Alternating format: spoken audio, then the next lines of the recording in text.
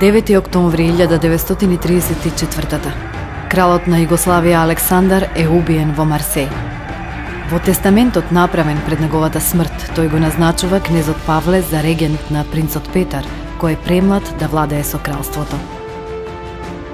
Заборавен и игнориран од Велика Британија, чии сојузници на Балканот се Турција и Грција, со војска која не може да се справи со моќната нацистичка Германија, на 25 март 1941 кнезот го подпишува тројниот пакт со Хитлер. Пактот ја гарантира сувереноста на кралството. Нацистите ветуваат дека нема да очекуваат воена помош, но дека нивната војска нема да поминува низ кралството Југославија. 2 дена по подпишувањето на пактот, со пуч финансиран од британската влада, кнезот е симнат од власт. Кажано му е дека има само 4 часа да ја напушти земјата. Ноќта на 27 март, заедно со сопругата принцезата Олга, 2 сина и ќерката, за секогаш го напушта кралството, кое очајно сакаше да го заштити од војна. Само 2 недели подоцна, неговото кралство ќе се најде под нацистичка окупација. Во сенката на сите овие историски настани се крие нашиот денешен соговорник, единствената ќерка на кнезот Павле, незиното кралско височество, принцезата Јелисавета. По татко, Јелисавета е правнука на Караѓорѓе. По мајка, принцезата Олга, таа е директен потомок на руската царица Катерина Велика.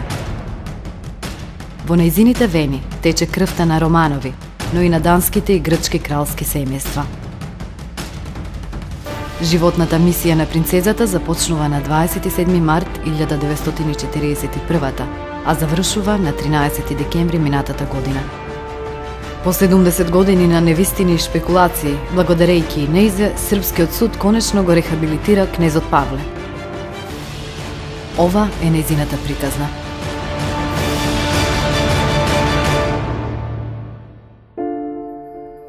Your Royal Highness, thank you very much for taking the time to do this interview with us. My pleasure to have contact with Macedonia. There are 2 dates, I believe, that hold huge significance in your life. The first one is 27th of March, and the second one is 13th of December.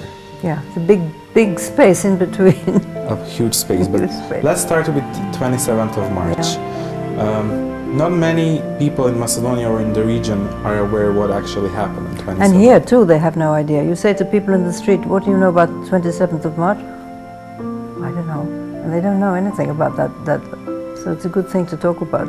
So what is the first feeling that you get when we mention 27th Well, it's of a March? combination of that date and the date you mentioned, because suddenly I have a feeling of enormous relief that it's over, because that was a very dramatic point in our life, my family's life, my life, and the life of everybody in this region, because it was such a monumental explosion that happened, and it was so quick, and it devastated the country. And if we had managed to survive another 3 weeks and get help from either England or America to protect us against the Germans, we could have remained neutral and saved 1.5 million people who were killed within the first week. I mean, it's such an enormous thing to think that my father was blamed for trying to save his country,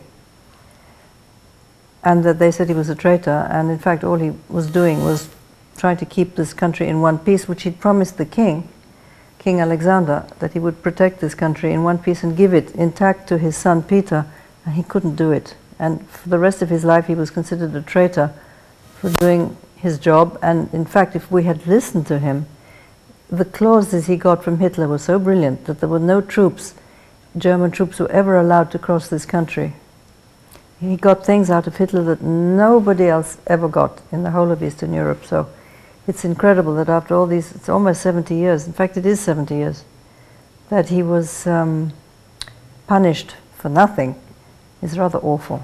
But at the same time it's rather wonderful that it's over, and finally we can tell the truth to the people of the whole region what really happened. I think that's fundamental, to know finally that the communists made so many lies about this story, and they told so many lies to the children in the school, and everybody grew up with a completely false impression that this can really change everything, and now we can move forward knowing the truth. maybe I'm being naive, but I really believe it's a good beginning. Why did he have so many enemies? Well, because everybody capitalized. The British never wanted to admit that they were wrong in bribing the generals here. And as soon as the communists took over, it was a great excuse to steal everybody's property, not only ours. I mean, if I say to you, you're a murderer, therefore he has a right to steal your property, that's pretty much what happened. And there are thousands of people in this country who were told that they were either fascists or that they were anti the country or they had done something wrong, and that there was an excuse to steal their property. So now they're going to be obliged to return things to various people, not only to me, but I hope that other people will benefit, you know. So there was a coup on 27th of March, 1941? There was a coup. Unfortunately, the British were preparing this coup and bribed an awful lot of money to the willing generals who were very greedy and wanted the power. But they took it. So for me, they are the traitors. I mean, if you're rich and powerful, you can bribe anybody. It's not attractive, but it happens all over the world. But if you're stupid and small and greedy and you take the bribe, you are a traitor. But your father was very pro-British. Very pro-British. So why did the Brits turn Because they wanted to make us enter the war, and we were poorly armed, and they said, we don't care, you have to attack Germany. My father said, you're crazy, how can I attack Germany? My country will be bombed and destroyed in a few days, and it happened anyway, so it was like a prophecy. So of course they couldn't then admit that they had done what they did. I only found out in 1989 when I got the papers from the secret papers from the Foreign Office in England, SOE.